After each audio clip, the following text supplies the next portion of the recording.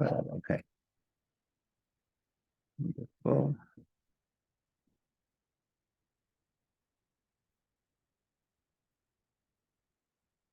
okay, here we go.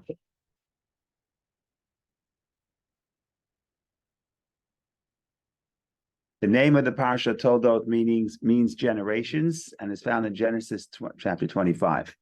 So Isaac and Rebekah endure 20 childless years until their prayers are answered and Rebekah conceives.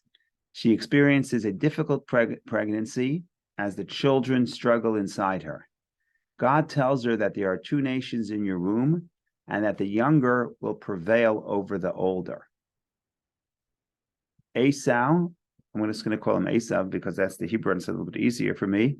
Esau emerges first. Jacob is born clutching Esau's heel. Esau grows up to become a cunning hunter, a man of the field. Jacob is a wholesome man, a dweller in the tents of learning. Isaac favors Esau. Rebekah loves Jacob. So that's introductory. Okay, returning exhausted and hungry from the hunt one day, Esau sells his birthright, his right as the firstborn, to Jacob for a pot of red lentil stew. Okay, so you got the sale of the birthright.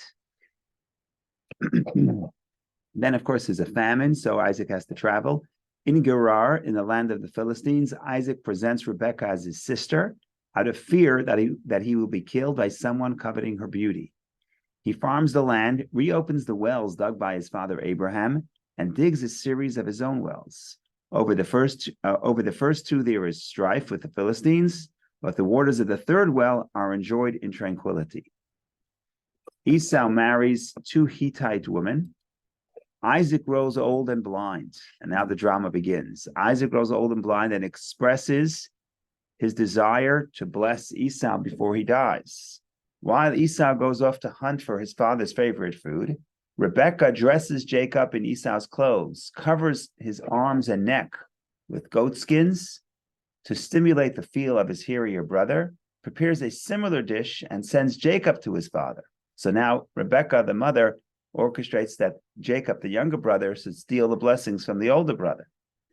Jacob receives his father's blessings for the dew of the heaven and the fat of the land and mastery over his brother.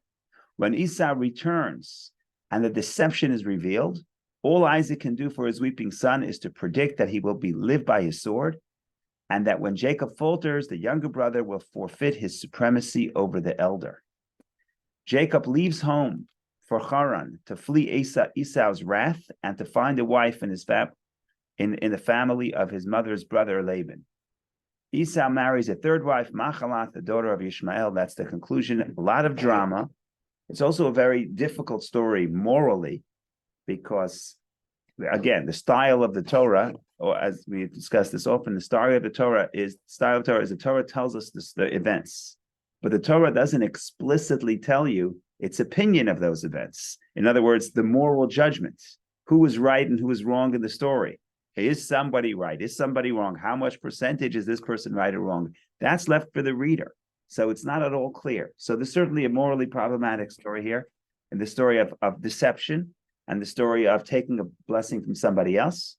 And there's so many ways to look at the story. There's so much commentary, a lot of Kabbalistic, relevant commentary for our own life, what Jacob represents, what Esau represents, who's supposed to be the person, who's supposed to be in charge, who's supposed to rule. And we could literally sit here all day.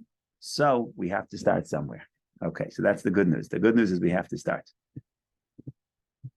The only question is where to start from. Okay. I guess one thing to think about, if you want to talk about big picture about this book of Genesis, or about the patriarchs, is that there's a very interesting difference between the first generation of Abraham and the second generation of Isaac, third generation as well. But in the concept, okay, let's step back for a second. Let's take big picture. What's the point of the book of Genesis? Okay, there are a lot of good stories, a lot of good teachings, and every line of the Torah is life-changing, and every line of the Torah is relevant to everybody's life. Okay, fine, but let's put that aside. Let's put the spirituality aside. Let's look at just simply as a narrative. What is the purpose of this narrative? Where are we getting? We're getting our history. Okay, but what's the driving questions of the book of Genesis? And what's the essential driving question of the book of Genesis? So, of course, it's a question in the Torah, so there's not one answer. There are many, many, many answers. But I'll give you one interpretation by some of the commentaries. And essentially what the question, what they say is, perhaps the book of Genesis is here to establish the people who are going to be the bearers of the legacy of Abraham. In other words, we'll call it the chosen people, even though it's not the best word. But let's assume, let's use it just as a term. Who are the chosen people? And the story of Genesis, in the book of Genesis, you start as Noach. Noach is chosen from amongst everybody else. 10 generations later, it's Abraham. And within Abraham's family, Abraham has 2 sons, then later he has more. But there's Ishmael and Isaac. And then Isaac is chosen. And the next generation, it's Esau and Jacob is chosen. And then after the Jacob, it's all 12 of Jacob's children. But we know that in hindsight, at the time, I don't think the brothers of Jacob understood that they'll all be quote unquote chosen. In fact, that is probably a lot of the tension of Joseph and his brothers, where they're trying to get rid of Joseph because they're afraid Joseph will be chosen and everybody else will be rejected. In other words, one way to read the story of Genesis is we need to get to the book of Exodus. We need to get to the nation that's going to receive the Torah and be charged with spreading the divine wisdom to the rest of the world. And the question is, who is that? Who is it going to be? Who's going to live up to those ideals? Who's going to live up to that level of dedication and commitment? And in some ways, that's what the first book of the Torah, again, like I said, it's not the only interpretation, of course not. But I'm saying one of the big points of Genesis is the story of how the people who are going to be charged with spreading the divine wisdom from Sinai to the rest of the world, how would they, I don't know if selected is the right word, but how would they, yeah, I guess selected is the right word. Okay, so if that's the big picture, let's think about this for a second. With Abraham, it's clear. With Abraham, God tells him, he has a son, Ishmael from Hagar. God tells Abraham who is going to be his successor. He says, Ki Yitzchak, through Isaac, you will have seed. And he already had other children, but it means Yikareh. Isaac will be referred to as your descendant. Isaac is the one bearing the legacy of Abraham. That was clear. God tells him. And Abraham wasn't necessarily thrilled with the choice. Abraham had a certain liking to Ishmael, even more than Isaac, I think. Certainly before Isaac was born, when God tells him and says, your wife Sarah is going to have a son, instead of being happy for Sarah, Abraham says, he says, God, I'm happy if Ishmael lives before you, meaning let Ishmael be successful. I don't need another son, which is a very interesting statement, but that's another story. So I'm not sure Abraham loved this concept of Isaac over Ishmael, but God tells it to him clearly. And when it comes to the second generation, and we know at the second generation, again, Isaac was selected and Esau was not included. Why that is part of the mystery. Here, God does not tell that to Isaac, and certainly not to Isaac. Maybe Rebecca, it's debatable. But he doesn't tell to Isaac who is going to be the one to be the successor. And that, I don't want to say withholding of information, that mystery of who's going to be the one that's going to be chosen to be the successor of Isaac to carry the legacy of Abraham, that is the driving tension in the story. And that's the meaning of Isaac wanting to bless his son Esau, and Rebecca favors Jacob. It's not just the question of who's the favorite son, it's the question of who's going to be chosen to carry the legacy of Abraham. And Abraham and Rebecca and Jake and Isaac have a different perspective on this question of who will be chosen. We'll have to discuss why each one thought what they want. I think history tells us that Rebecca was right and Jacob was the one who was chosen. The question is, there's a whole genre of literature of alternate stories. What would be if Esau was the chosen? Maybe things will look a little different. So that's, again, this is all things to think about. But essentially, one mystery is how come the Torah doesn't tell us why? Forget about us. Didn't tell Isaac who was going to be chosen. And created a space for all of this tension and all of this division within the family. So that's something to contemplate. And then, but once we start talking about this, so the question becomes, okay, so the question becomes, why does Isaac think it's one and Rebecca think it's somebody else? But then there's a deeper question. The deeper question is, it's just that I'm putting it out here. It's possible that the reason why God didn't tell Isaac who was going to be chosen, because it's possible that potentially both could have been chosen. Right? Think about it. Jacob has 12 sons. They're all considered part of the Jewish family. Technically, they weren't Jewish, but part of the legacy of Abraham. Isaac has 2 sons, both from the same woman, by the way, twins, which means they're very closely connected at the root. In actuality, they diverge, but at the root, they're very closely connected. They're twins. Maybe they both could have been chosen. Maybe that's why God doesn't tell Isaac that it's going to be Jacob and not Esau, because maybe it's supposed to be both. Maybe it didn't play out that way, but at the plan, it could have been both. So again, I don't have the answer. Bad way to start a class of putting out questions without answers. Maybe it's a good way. I don't know. But I'm just putting it out here that there's this tension of who's going to be the one to be the successor. Why does there have to be one? What is the relationship between these 2 individuals? And what are the relationship between those 2 energies of Jacob and Esau? And this is both collective, this is both 2 people who become nations, but also, like we're going to say, within every person, we have the Esau element and we have the Jacob element. And life is about managing that relationship. So that's by way of introduction, just raising a few points. If anybody wants to make any comments or say anything or lead me in a certain direction, please go ahead. Otherwise, we start unpacking.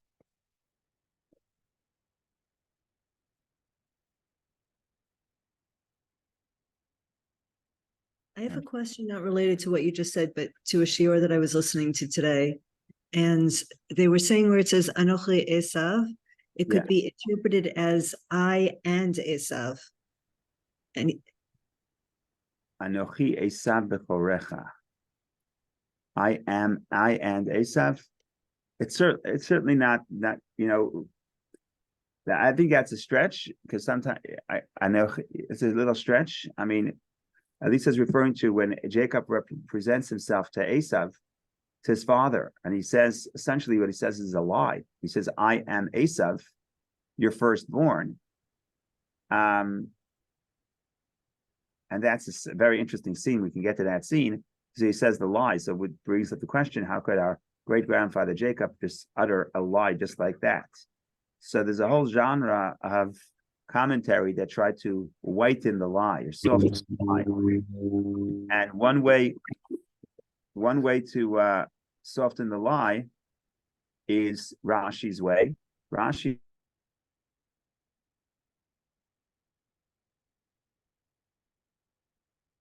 Esav, your firstborn. But if you take a little comma between the I and your firstborn, then it's not a lie. I am I.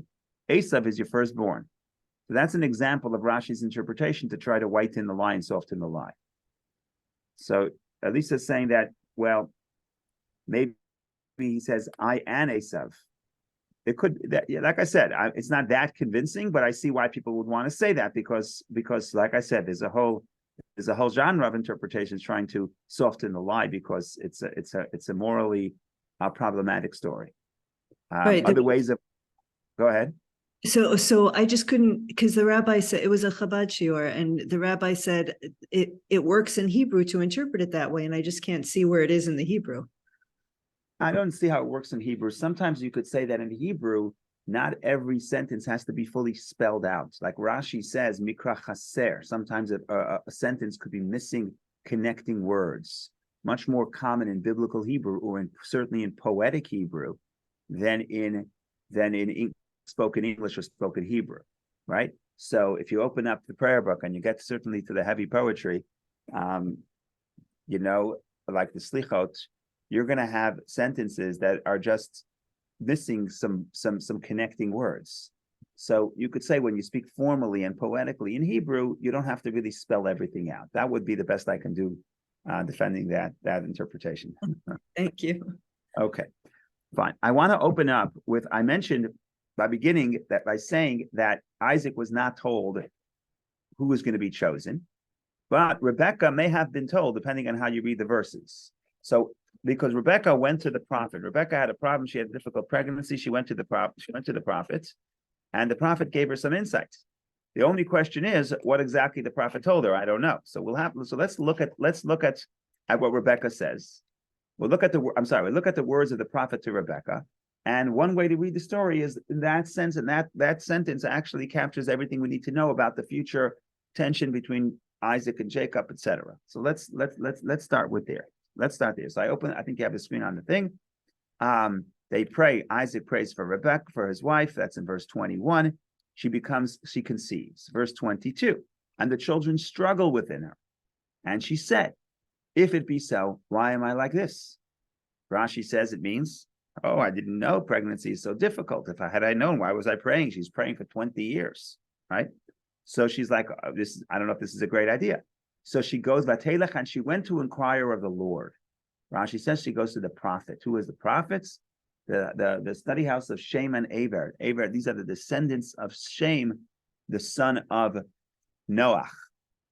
So, right, we're Semites, meaning we come from the descendants of Shem. So Abraham is one branch of the family, but apparently there are other people in the family that are connected to spirituality and connected to God. And she goes to the prophet. She doesn't go to her husband. She goes to the prophet and she says, to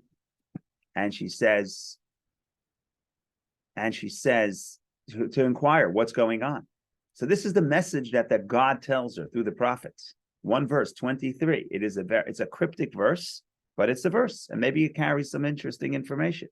And the Lord said to her, 2 nations are in your womb, and 2 kingdoms will separate from your innards. And one kingdom will become mightier than the other kingdom, and the elder will serve the younger. So it's not the perfect translation here. Shnei lu'umim, there's going to be 2 kingdoms will separate from your innards. Ula'im ila'im yematz. They translate that here as one will become mightier than the other kingdom. But their actual translation is, ye'ematz means will strive to become stronger. And therefore it means there's a constant struggle between both kingdoms for supremacy. Right? So each nation, la'om is a nationality, a nation. Each nation is trying to sort of overcome the other. But it doesn't mean that it's static. It means that it's a seesaw. It goes up and down.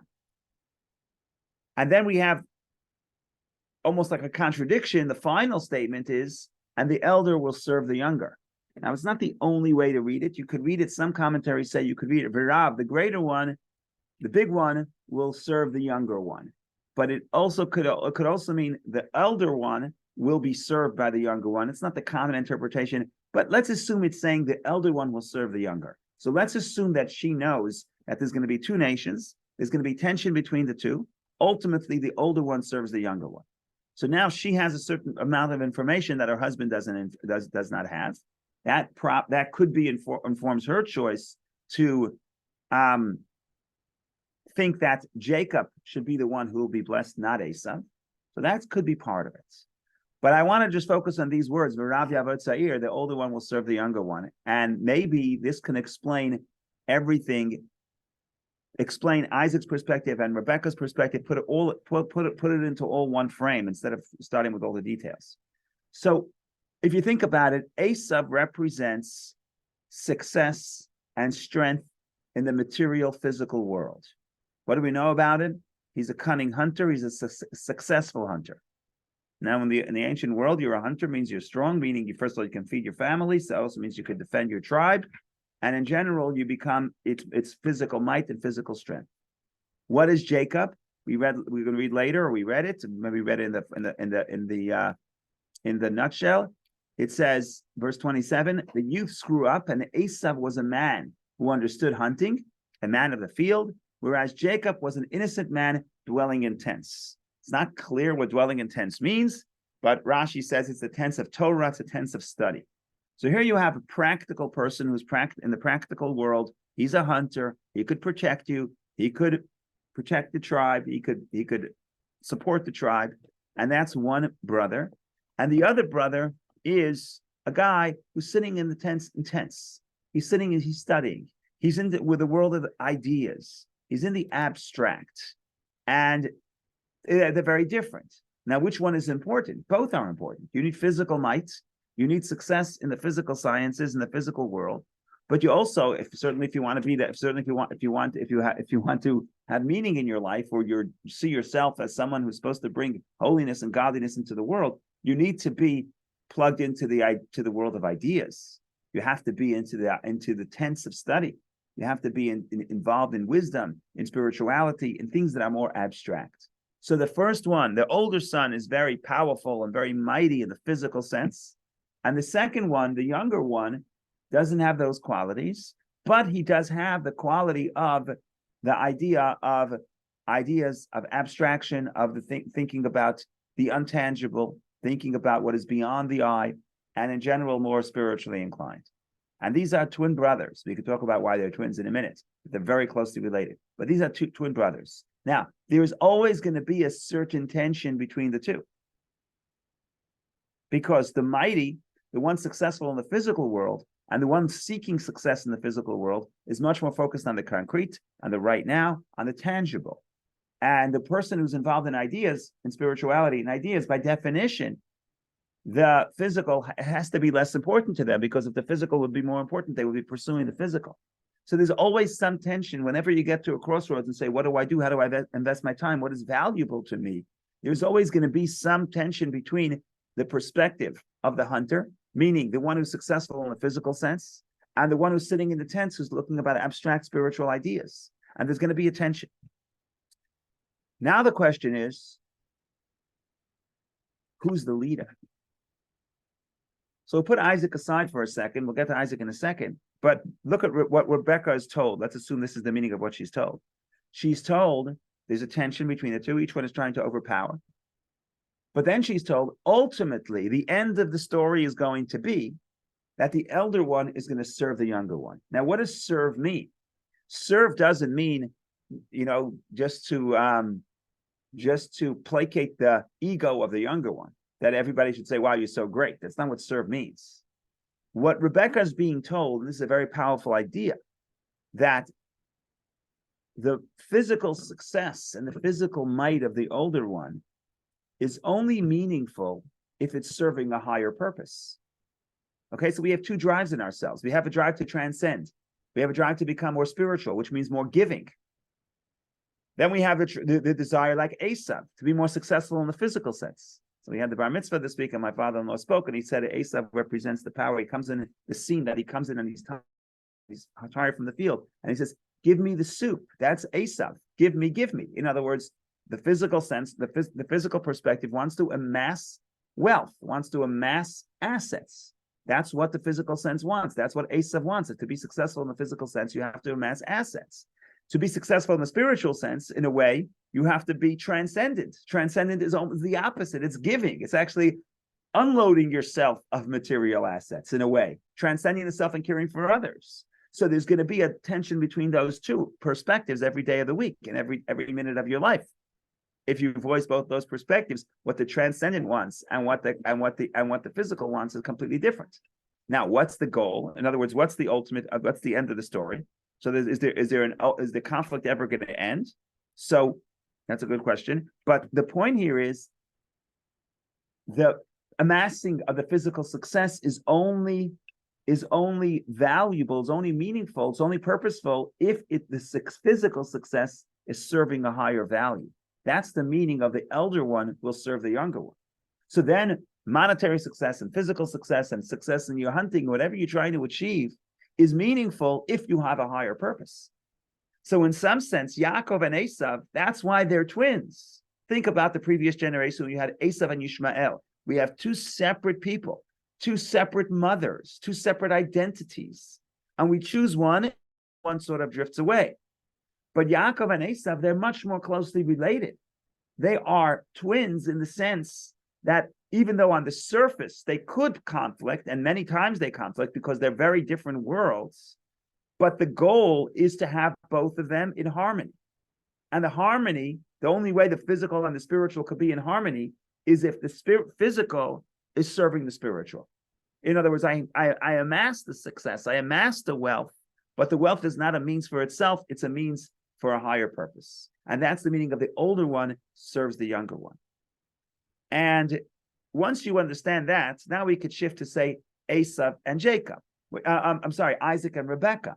So Isaac is looking at Esav, and he sees the son who is much more successful in the physical sense and successful in, perhaps if you had to bet, who is the one who would be, if you had to bet your money on who's the one who's going to be able to carry the wisdom, the message of Abraham for the next, 4,000 years.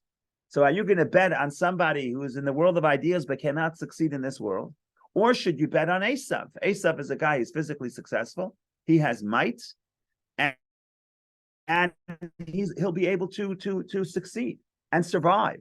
Or are you going to go to the one who's quote unquote weaker and put your money on him? So one perspective is Isaac says we need to actually find Esav, because Esav is a successful person who could bring the ideals, the spiritual ideas, to the concrete world. And that's what Isaac feels. But Rebekah feels that, so the truth is he's right. The truth is you need the physical might. The problem was that Esav was not in the space of wanting to serve the higher purpose. So Rebekah sensed that at this point in history, we're not ready to confer the blessings of Abraham, in other words, the legacy of Abraham, to Esav, because Esav he didn't show up to the game. He's not interested. He's not interested in his success serving a higher purpose. So she says we have to go the long run. We have to invest in Jacob, and ultimately, Jacob will influence his brother, and ultimately, the spirit will influence the matter. And at the end of history, they're gonna get together. So if you look at this week's Haftorah is the prophet Obadiah, who is actually considered a descendant of Esav and a convert. He talks about the end of days, and he describes the end of days when people will go from Mount Zion and they will go to Mount Seir, which later in the story we say that's the place where Esav lived, and then kingdom will be to the Lord. So that we say it in the prayer every day. People from the salvation, people who will come to bring salvation from Mount Sion, from Mount Zion, will go to Har Esav, to the Mount of Esav, and really it means, and only then will Hashem reign king of the world. In other words, you can look at the story as the story of the family. This is this nucleus family, but you can also look at it as the story of all of history. And all of history, the way the sages read the story, Esav was supposed to be the father of Edom, who becomes later the father of Rome. And Rome is ultimately the source of Western civilization. So you have Esav, Western civilization, and you have Jacob, which is Judah, which is the Jewish people. And in some ways, that's matter over spirit. Look at the Roman Empire. The Roman Empire is might. The Roman Empire is architecture. The Roman Empire is the physical sciences. And the Jewish story is a story of ideas, abstraction, connection to God, spirituality. Now, there was for a very long time tension and battle between the two of who's going to reign supreme. But what's the ultimate goal? The ultimate goal is that the physical sciences and physical success could make peace with the spiritual ideas, and ultimately serve the spiritual ideals, because physical might only has meaning when it's serving a higher purpose. And that's what we say. What's the Messianic era? What's V'haisel Hashem Hamlucha? When will God reign supreme over the world? When Zion and Edom could communicate. When Jerusalem and Rome could interact and could create some degree of harmony. Because what happens then is all the physical sciences and all the physical success could serve a higher purpose. Right? We think about the 20th century and the 21st century. You have unbelievable advances in technology. But not necessarily do we know what to do with that technology. Not necessarily do we know what to do with all this might, because this might has tremendous destructive power. And of course, it could be used for constructive purposes as well. So now the question is, just Esav, just success, just being able to create artificial intelligence per se, isn't necessarily a good thing. But if there's overarching ideals of transcendence, of goodness, of kindness, then the technology and the physical might has meaning and has purpose. So basically, what I'm trying to say here is this story could be read on these three planes. It's a story of the family of Jacob and Esau. It's a story of all of history, but it's also the story of the two drives within the person himself or herself, where you have the soul, the godly soul, we would call in Tanya. The godly soul is the Jacob. Its goal is to transcend, to sit in the tent and think about abstraction. And then you have the more physical and more natural soul, which is the Esav, which has which ultimately wants to succeed in the physical world. And there's going to be tension between the two, but ultimately both are necessary, both are important, provided that the physical is serving us for higher ideals, that all the wealth you accumulate has a purpose, and the purpose is to serve a greater good. And when you have a purpose to serve the greater good, then not only the spiritual part of life is sanctified, but the physical part of life is sanctified as well. So this is the big picture. A little bit more to say about the big ideas, and then we can start getting into the specifics and the details and keep busy all day. But I think this is, if you want to think about, the bird's eye view of this parsha, that's something to think about.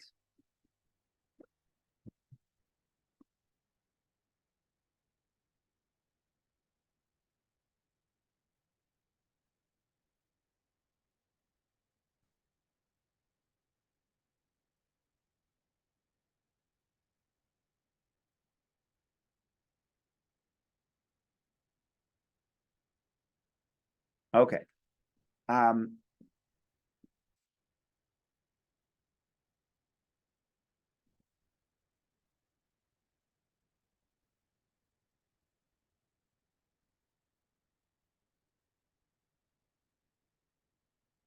One more way to think about this, and it's not a contradiction, just to add a little detail here, important detail. And this is a very important Hasidic concept that we discuss this often: the world of chaos, the world of order. We have the JLI and the Kabbalah now. It's going to come up, I think, in lesson 5. We're now at lesson 3. So I'm just giving a little bit, putting it out here. According to the Kabbalah, before God creates the world as we know it, which is what we would call the world of order, you have the world of chaos.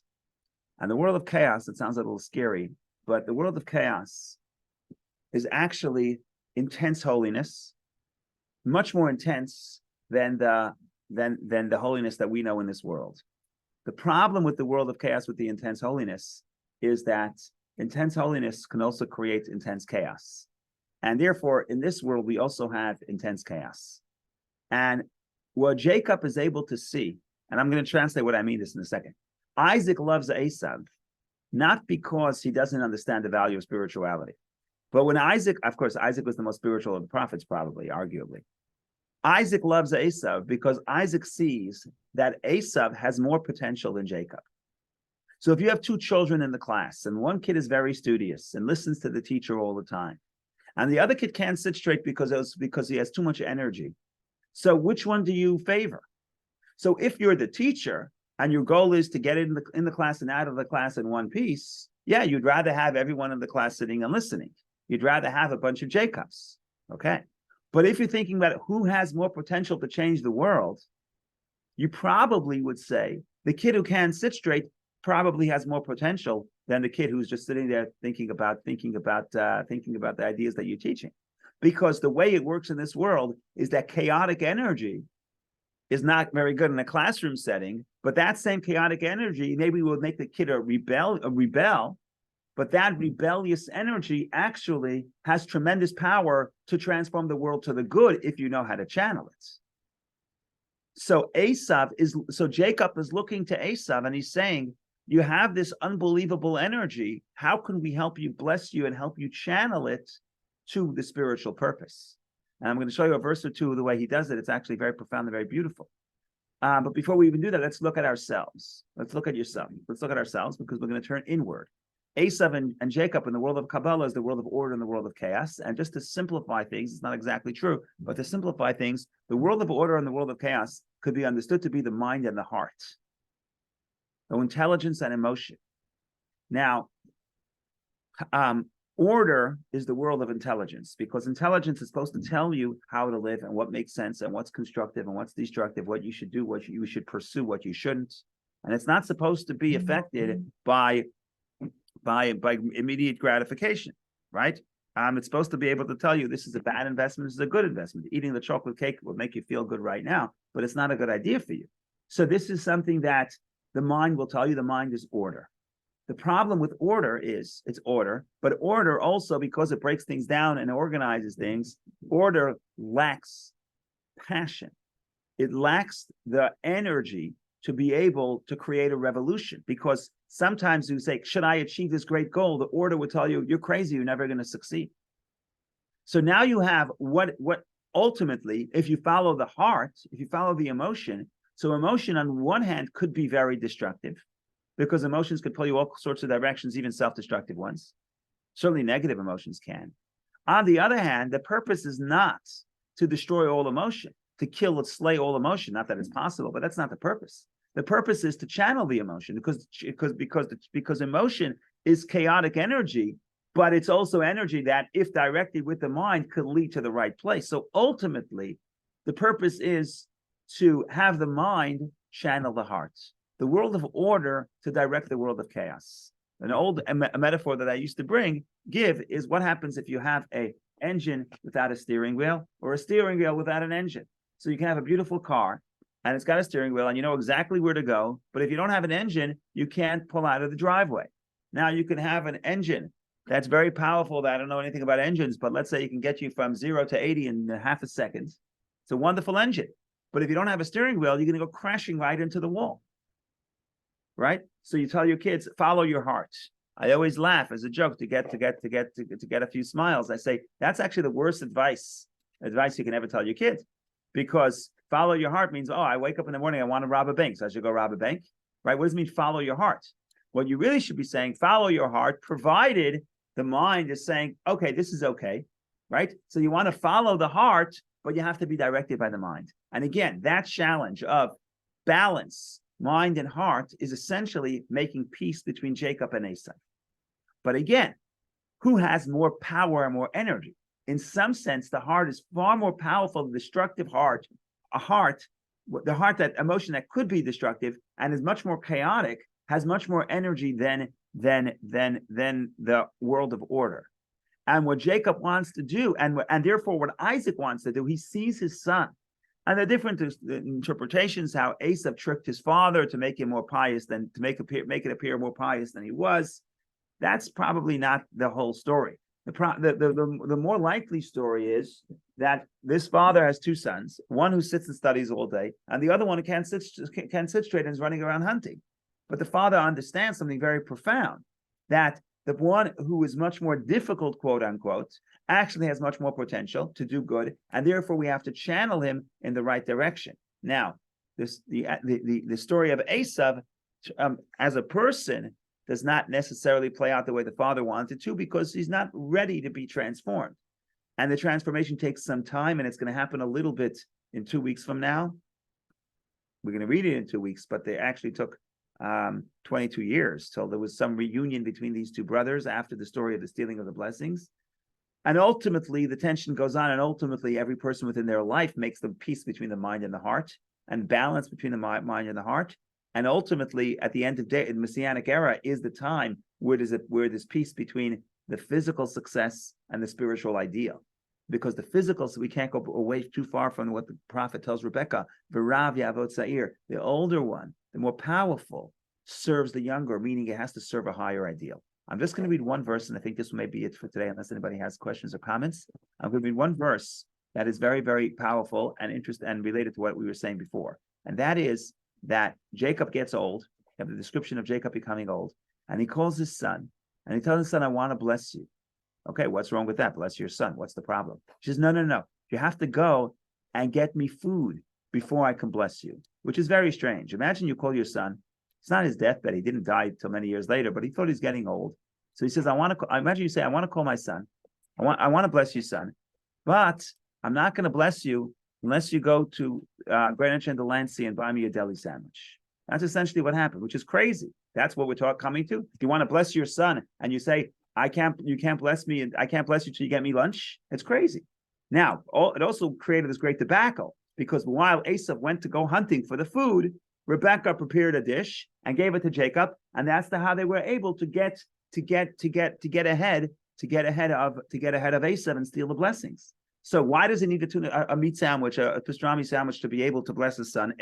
And look what happened because of this pastrami sandwich. So it's very strange. And Isaac is not the type of guy who's so into food. He's supposed to be the most spiritual of all the patriarchs. So what's happening here? So there's one beautiful, beautiful interpretation. We'll read the verse and you see how beautiful it is. So let's look at Genesis 27, verse 1, 2, and we'll read 2 and 3. So he calls Esau. We'll read 1, 2, 3. It came to pass when Isaac was old, his eyes were too dim to see, that he called Esau, his elder son, and he said to him, my son, and he said to him, here I am.